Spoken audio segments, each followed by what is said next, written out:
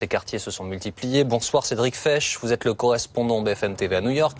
Vous êtes au siège des Nations Unies. Cédric, le Conseil de sécurité s'est réuni en urgence ce soir. Que s'est-il dit au cours de cette réunion ?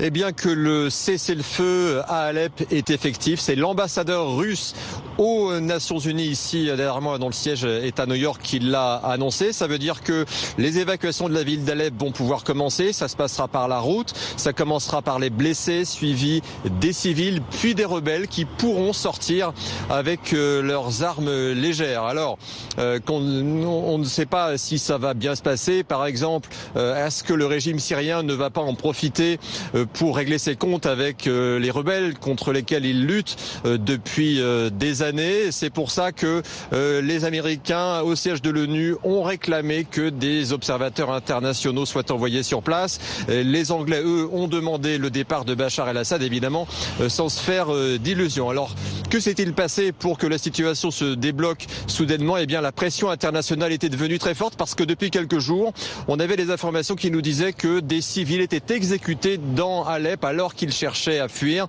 Du coup, les Turcs et les Russes, qui sont les alliés de Bachar el-Assad, ont fait pression sur le régime syrien. Alors qu'on ne s'y trompe pas, c'est quand même une victoire de Bachar el-Assad et qui, dans les heures à venir, proclamera certainement qu'il a récupéré la ville d'Alep aux rebelles et aux djihadistes. C'est certainement l'une de ses plus belles victoires depuis le début de la guerre en 2011.